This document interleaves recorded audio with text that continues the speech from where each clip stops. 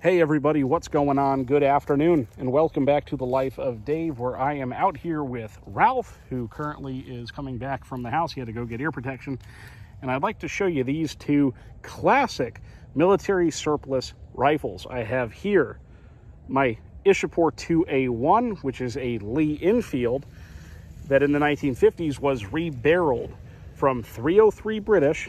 You have an example of a .303 round here to .762 NATO. And they did this in a period of time where a lot of auxiliary forces were still using bolt action rifles, and the semi-automatic battle rifles weren't really coming of age in popularity yet. And so down in India, the Ishapore Arsenal, they decided to rebarrel them, which is pretty neat. And over here we have Ralph's. You said this is possibly pre-World War II. Oh yeah, I know this gun has seen action in World War I for a fact. So a Lee Enfield in .303, and is this a Mark III, Mark II? What do we got there? I think that's a 3, right? Because SMLE with 3, 1, 2, 3 Roman numeral and an asterisk. But some of the differences here we can see on the stock. It has this reinforcing screw or bolt right there. The sling swivel. Let me say the screws on one side compared to mine. Maybe that's just installed backwards on mine. Who knows what the Indians did. I've got a brass, very nice brass plate on the stock there. Well, mine appears to be aluminum, although it has brass screws. And we can see the screws are much larger on the Enfield. The wood, you can see the grain. They're both freaking terrific stocks on these rifles. And the patina, you can see, is incredible. Now over here, we've got a little cutout where there's another reinforcing pin. No cutout there. On the action, they're fairly identical. They both have the stripper clip guides. The front of the magazine well has that, while mine just has a little metal loop there.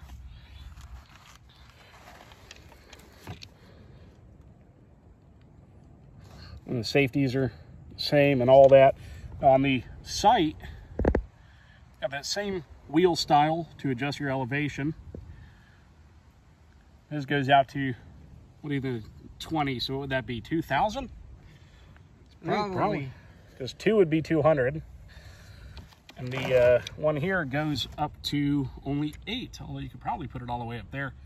You can see there, 1959 is that what this says, or that 16, I can't read, IC or something. In any case, what's neat is that the sight here doesn't have all that metal on it like Ralph's does. You can see it's got kind of metal on the sides of the screw and all that. It's a little bit beefier. And then the front sights are fairly identical. Bayonet lugs. Mine are a little more rounded. They are. That I didn't notice. Yours is more squared off at the muzzle. Yeah, look at that. Yours has these, yeah.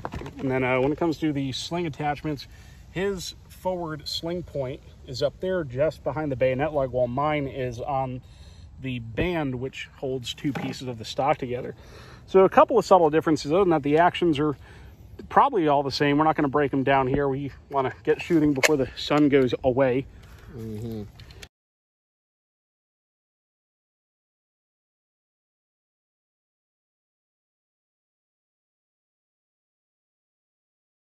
And yeah, then over here, we've got some more modern stoof. In fact, we have a very modern firearm from Ruger that they came out with, what, late last year these were coming about? Yeah, a few months ago. This is the Ruger LC Carbine in 5.7 millimeter. And I've been thinking about buying the handgun version, but now that I've seen this in person, because the photos didn't really do it justice, I might have to get this exact same rifle. It has a collapsible and folding stock, 20-round magazine, left-hand side charging handle that is non-reciprocating. It's got a detent, which keeps it in place there. M-LOK compatible rail, threaded barrel. Got your mag release here, which is a nice little downward toggle instead of an actual push button. Your safety and your bolt release. Full-length rail on top as well. And Ralph is going to take a shot as I put my earplugs in.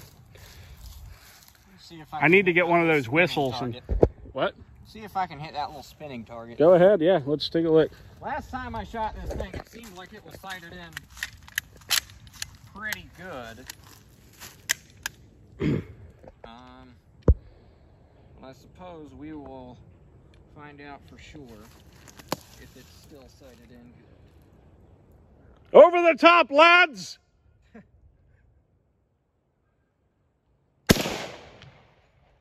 Good shot. Nailed it. Put a hole in one of them plastic pieces over there. See if I can make it jump.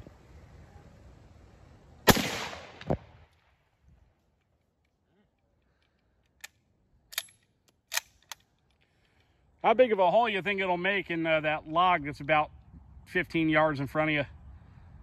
That one right there? Yep.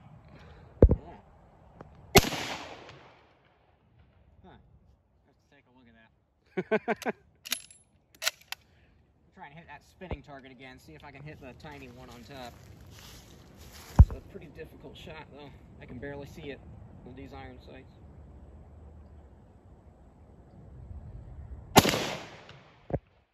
I think you hit the leg of it.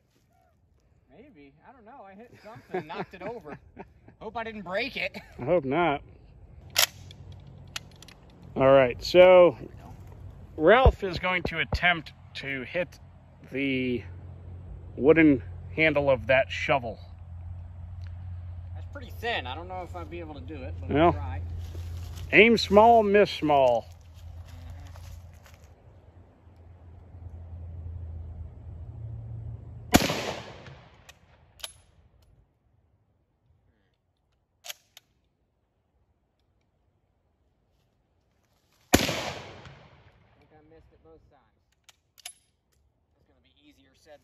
All right, now Dave is gonna take a couple shots at it and see what he could do.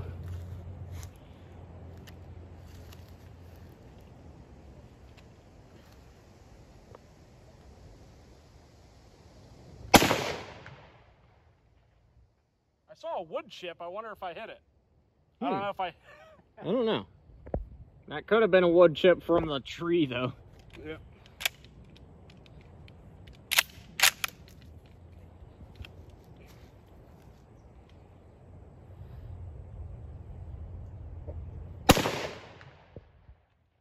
That's not going to be easy, is it?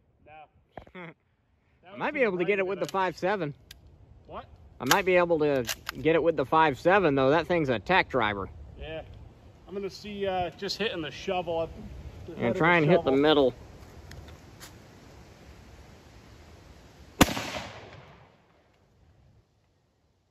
Did you hit it?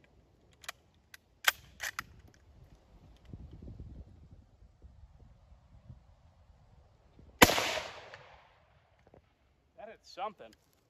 I don't think that thing is sighted in quite yet. Might be aiming too high. I don't know.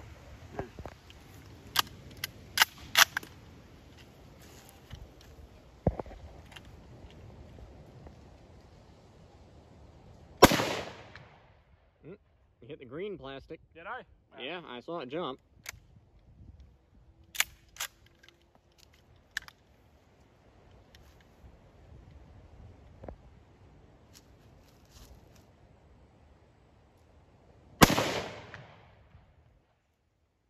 I don't know what you hit. Wasn't it? I don't know what you hit that time.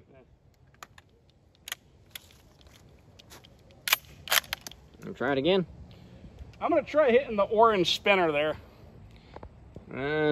That'll punch a hole right through it. You think it will? Oh, yeah.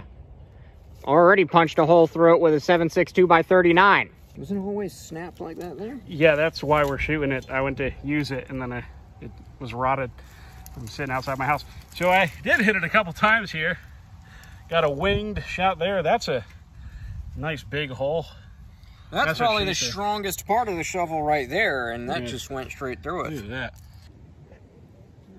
All right, so this is that PC carbine in 5.7. Let's take a look at that ammunition there. Yeah. It's like a tiny 5.56. It is. 17 HMRs, gigantic big brother. Yeah, something like that. Yeah. Tiny little bullet moving real fast. What's it, like 3,200 feet per second, something like that? Around the neighborhood of 3,000, something like that. Might be a little bit less than 3,000 though. That's probably rated for like a 4-inch barrel, and this is a 16-inch barrel. So the velocity is definitely going to be higher. Yeah. All right. Anyways, I'm gonna see. I'm gonna get over to this angle because it's impossible to see that shovel handle. I'm gonna try and hit it. See what I can do here. I don't know if this thing is sighted in perfectly though. Let me try and hit that little spinny target first. All right.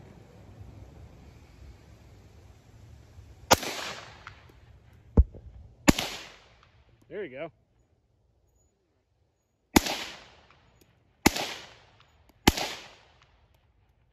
I think spits brass far as heck too. They're all landing over here.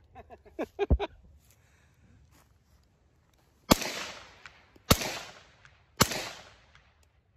if I'm gonna, because I think this thing is like just slightly off to the left or something like that. It's at the point where I can easily hit those round targets, but that stick, I don't know if I'd be able to hit that.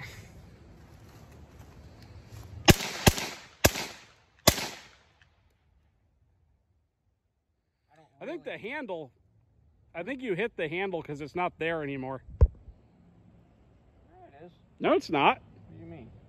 It looks like it is because the plywood's like the same color as the handle, but I'm pretty sure it's not there anymore. It's there. Is it? Yeah. It's all camouflage. I can fucking tell. Let me just continue shooting at a bunch of stuff. And we're empty. That's pretty sick. Thing has like no recoil at all. I can imagine. That's a absolutely awesome gun, though. And what are those costs? They're what, like $1,000 bucks? I paid like $900 for this thing. That's not bad at all. Because it's a fun gun, and it's extremely practical too. Like if you were thinking about like a shit at the fan gun, you've got a, 20 round magazine. You've got a very fast moving round that can penetrate like level 2 soft armor. So all these furries running around when they turn into zombies at Comic-Con, they'll punch through a fursuit with no problem. In Minecraft, of course. That's definitely a badass gun, though. I'll put a few rounds in here for you. Yeah, definitely take a shoot. With it.